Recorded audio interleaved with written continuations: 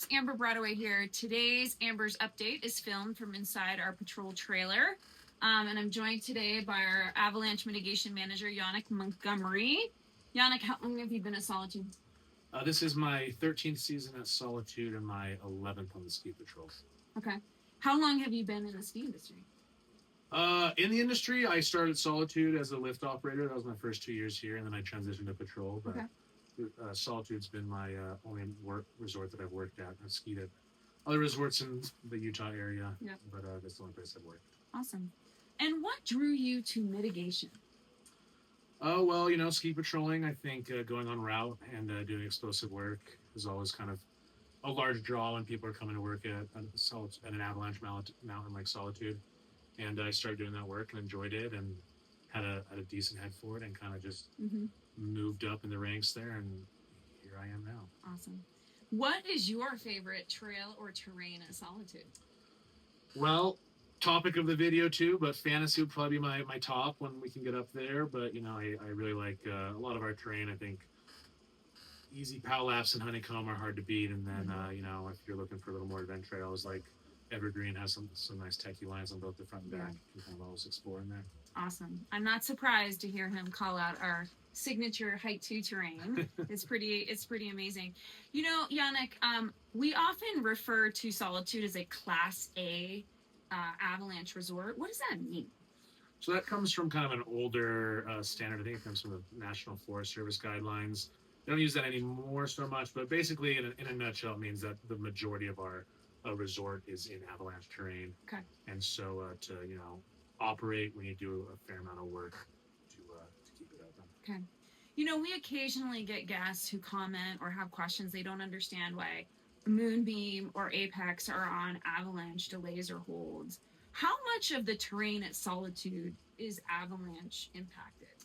So we have this little drawing here. So this is our trail map, not the most representative, but basically everywhere that's red is impacted by potential slide paths.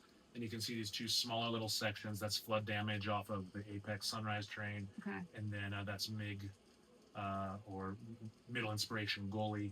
That's between Moonbeam and Eagle. And those both also have small slide paths and can be train traps. So those also count as avalanche terrain. So on really big snow days, even for Moonbeam and Apex, we have to at least ski cut in there. Occasionally do put shots and MIG to just kind of knock down those train traps. Basically, it's a big wall into a goalie, so people who get caught in a small little thing there. Yeah, and our kids in ski school love those because I'm in them with my kids.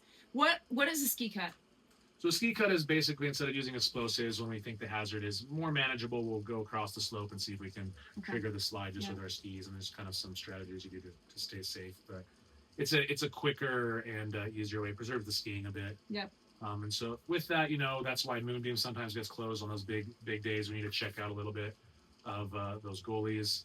And then also, we have some shots up high in some of this terrain that we don't want to get too close to our guests. It's loud. So it's loud. Pretty loud. And there can be some shrapnel concern. So we just want to keep like a good buffer. Yeah. And that's sometimes what leads to a delay on those lower lifts. Cool. How many avalanche routes in total does Solitude have?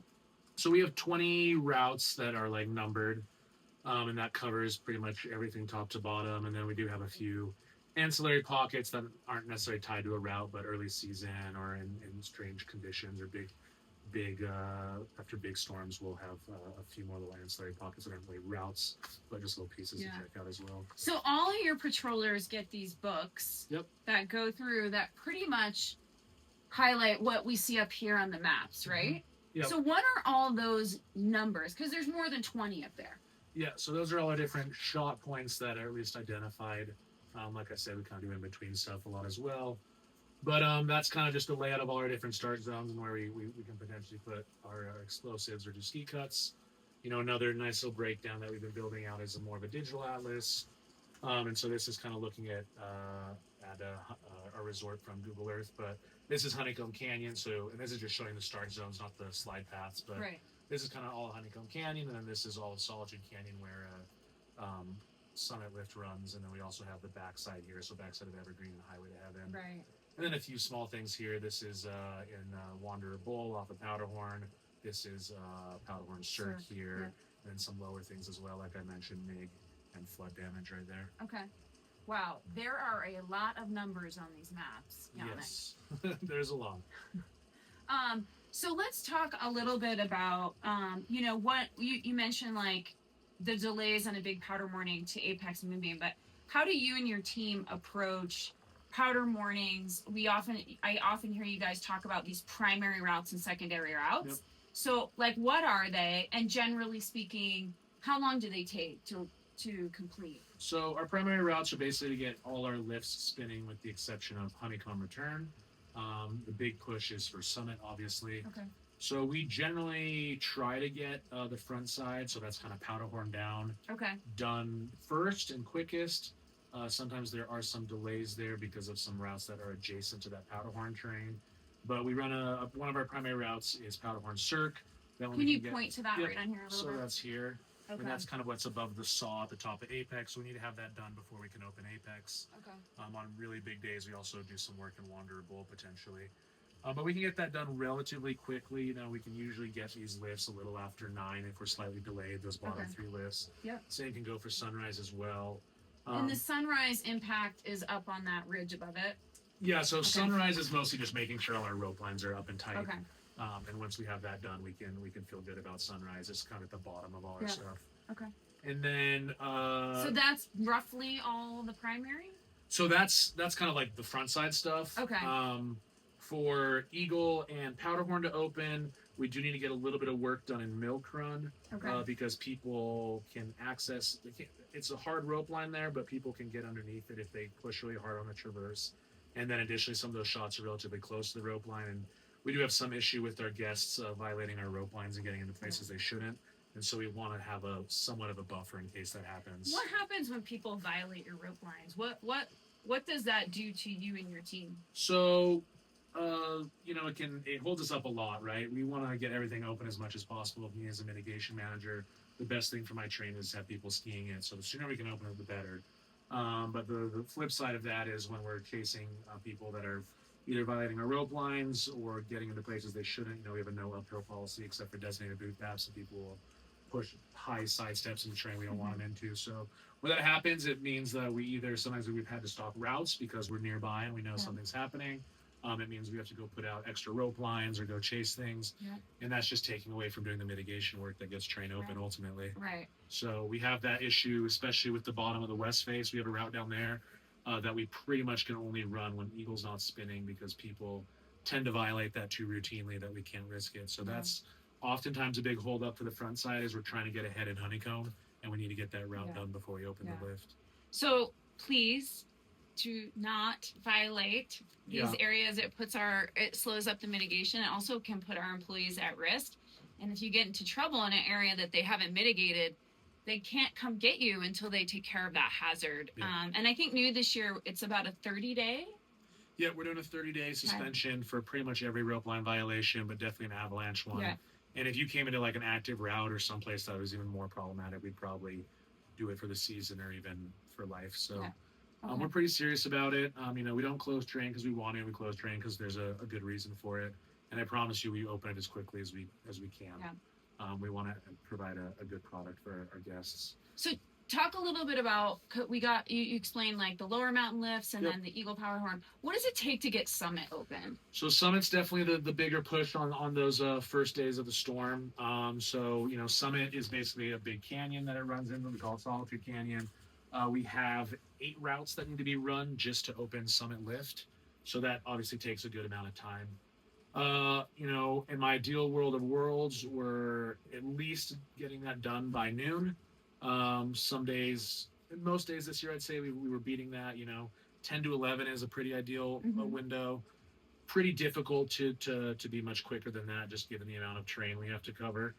But definitely our hard goal is to always be before noon, which we usually hit sometimes a little later, especially early season when we're checking things out. It can definitely be a little longer and the travel's a little more marginal. And some of what we're doing isn't just to mitigate for the skiers, but also we need to make sure our lift lines, if the event definitely. We need to do an evacuation, we need to make sure that those are safe for our teams to go in and do that work. Yeah, exactly. So, the lift, if you've been on Summit Lift, it goes through some more advanced terrain, and a lot of that stuff is avalanche terrain or the runouts of avalanche slide paths. So we need to make sure that that is all well covered, just so we can feel comfortable should Yeah. the need arise for a lift evac. Which we have a great lift maintenance team here. I don't think that would happen, but Yeah. we need to be ready for it. So the big push is just getting through all those things as quickly as possible so we can get Summit rolling. And the other challenge that we have here specific to kind of our operation is given that we're a bunch of canyons. If you think about Evergreen, there's the backside of Evergreen, so that doesn't impact Summit terrain. But before we can open Evergreen, we also have to do the backside work. And same goes for all that cathedral side stuff. We need to get the west face going before we can open cathedral. And so if we're in a loading cycle, it's snowing throughout the day. Ideally, we have people skiing that terrain, and then we can stay on top of Summit. But we can't do that if we haven't done those backside ridges. Got it. So when we're in the middle of a cycle, it gets challenging because we don't have the time. We do all that core terrain for Summit. Yeah. We can't go play outside of that typically too aggressively because we need to cover our open operation. And so when that happens, we can't get that skied. So if it keeps loading, then we can't hold on to Summit. So that's why we've sometimes had those early closures on storm days. Yeah. We've been making more of a push the most recent seasons to really try to get that backside of Evergreen quickly. We've been making that sometimes of an afternoon push. Yeah. Yeah.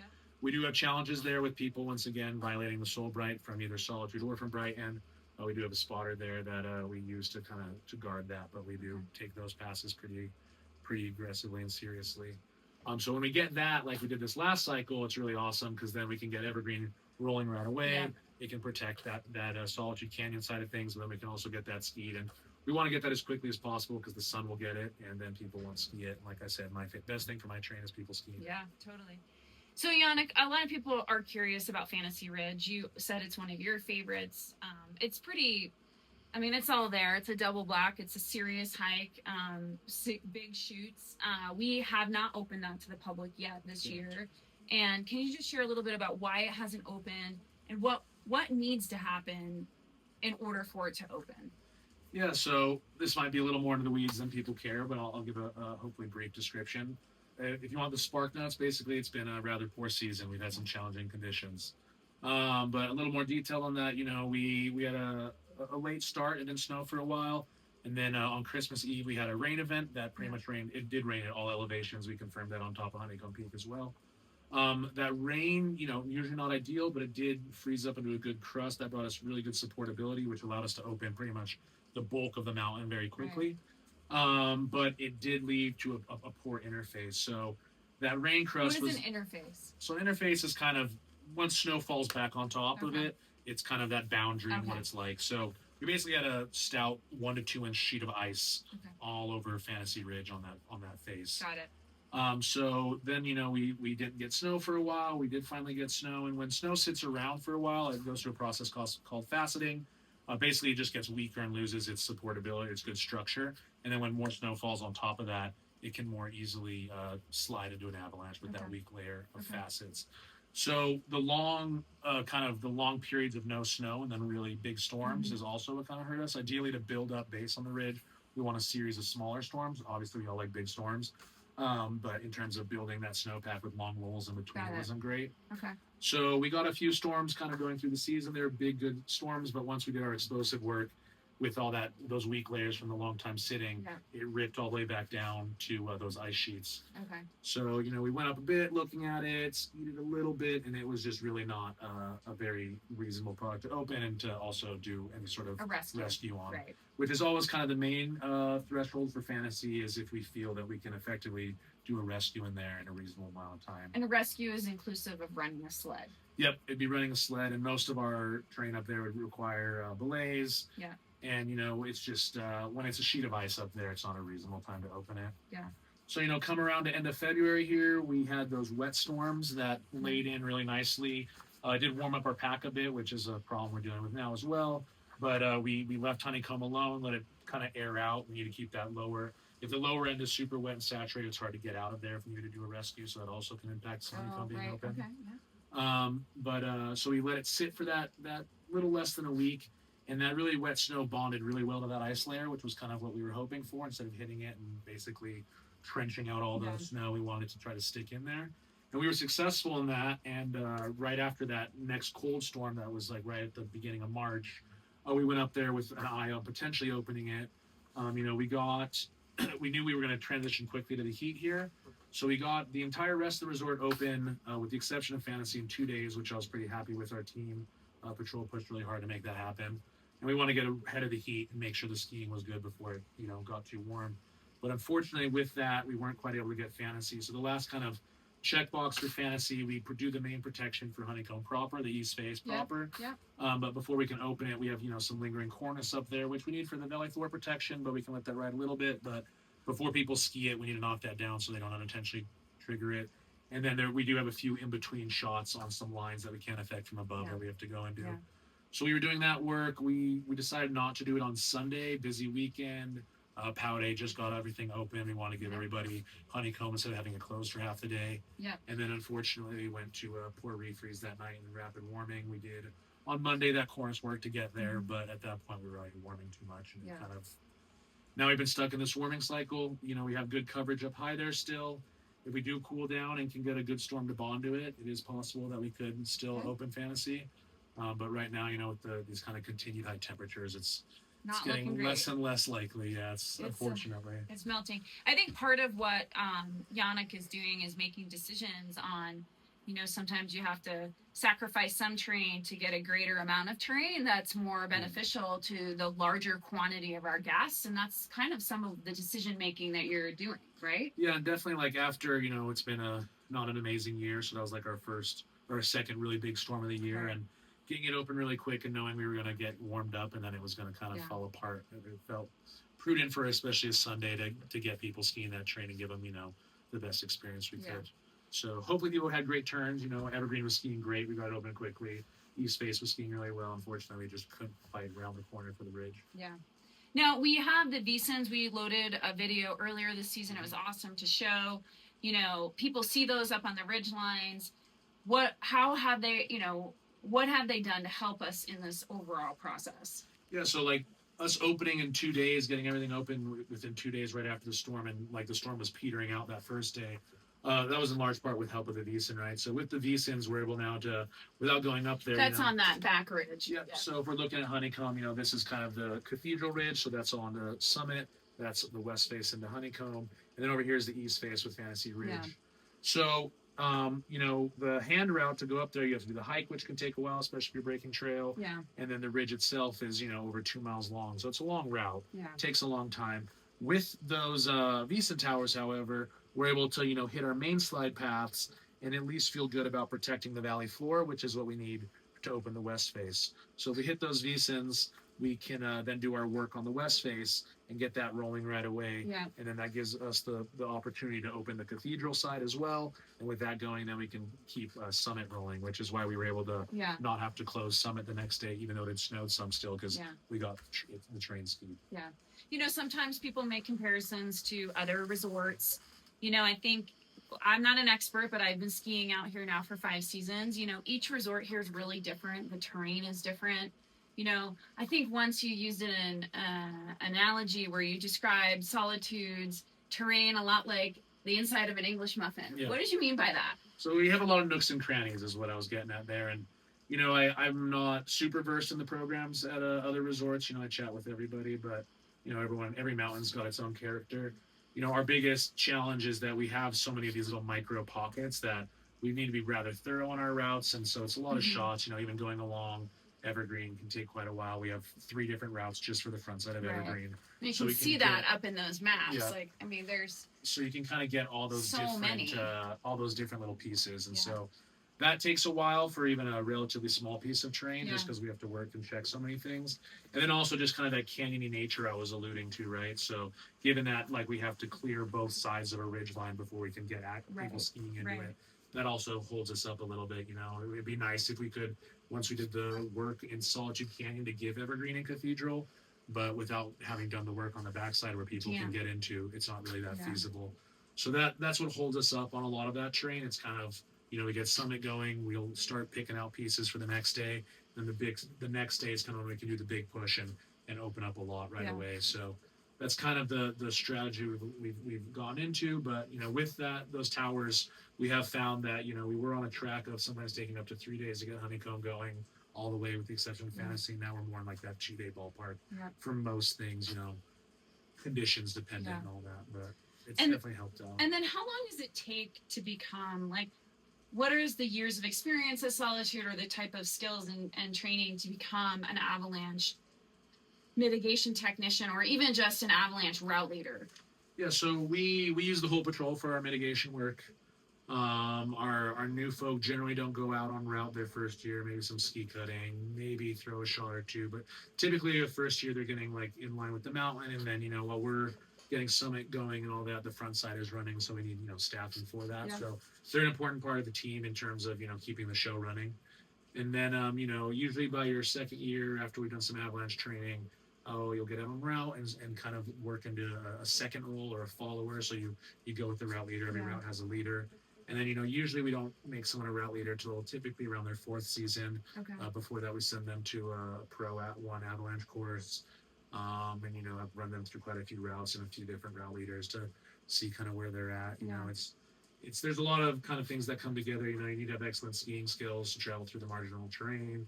You need to be dialed on your med skills as well. And then, kind of building up that avalanche knowledge and science and intimate terrain knowledge to become a route runner. So, usually by your fourth or fifth year, we're looking at you becoming a route leader.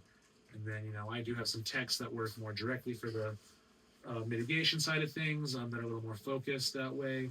I have three techs.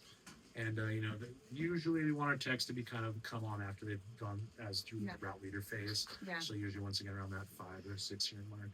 I think one of the biggest things that I wanted to share with our guests is just like, this is a very well managed program. It's been put together over decades. Yeah. There's a lot that goes into this. We aren't even showing you anything of the work that you and your team do on weather and forecasting, which is its own. I sat here one day with him and went through all of the different websites and all the different models, but that's a huge part of what you do as well, right? But it's a tremendous program that, is very thoughtful, very careful, decisions full of people with lots of expertise. Is there anything last that you wish our guests would know about what you do? I promise we want to get the train open as quickly as possible. It's our goal. We all love skiing. That's why we're all here. Really, the biggest one I want to push is just please don't duck our rope lines. We don't put them up for fun. We put them up for a reason. And even if it's not clear to you, we're doing it to try to speed up the operation and get stuff as open as quickly as possible. Frankly, if we had a few areas where we weren't having so many problems, we could open our lifts more quickly, just if we knew people would respect the rope lines. So that's kind of my biggest push is it's better for everyone if we just stay on the right side of the rope line. Yannick, thank you so much. I really